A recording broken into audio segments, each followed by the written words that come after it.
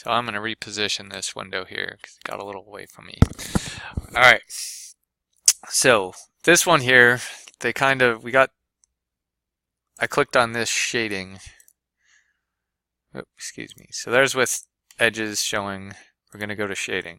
Now the Real View Graphics toolbar I don't think exists anymore in the 2018 version of this. So what we're going to do first here is we're going to just edit material. So click there. What you could also do is right here, edit material right there, and go edit material. What we're going to search through is we're going to come down, we're going to expand steel. Yep, that's already expanded. If it wasn't already expanded, there we just expanded steel. Alright. And then we're going to come down and we're going to look for alphabetically chrome, let's see, chrome stainless steel. I'm going to click on that.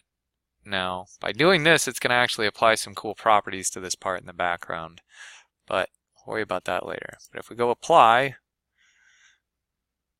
and then close, oh, the view didn't really change all that much. It's not looking all like bright and shiny and all that. But what we have now done is applied material properties of chrome stainless steel to this particular part, which would come in handy if we were to actually do some analysis on how strong this part was. Now, what you could fool around with here is clicking on that, and then let's see if we click on a face, select a geometry. I'd have to fool around with this a little bit more.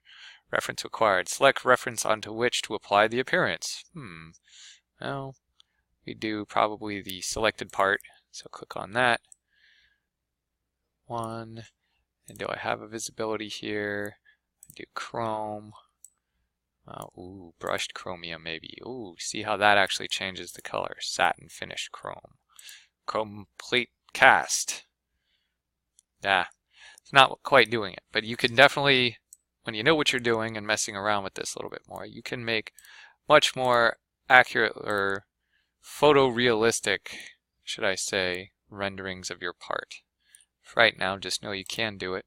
We might spend some more time. You can come in if you wanted to make it look like polished aluminum. That's really not doing much right now. Brushed aluminum there.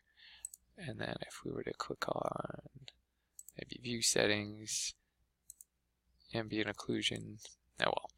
But there you can change kind of the general look of the part there and make it look more realistic. Now, to actually save our part here again, we would save the last time.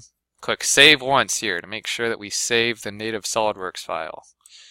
Okay, when I did that, notice I don't have an asterisk next to that. That means I saved the solid part.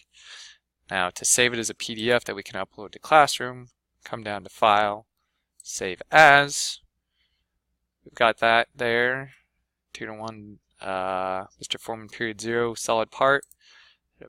We're going to do Adobe Portable Document Format. Click. Alright, then I would click Save again. H drive. I now have, on my other screen, it does pop up. We have this here. Want to make sure we know where this goes to, and you're going to take the steps to upload that into Google Classroom. I'm going to close all my tabs, and that is that.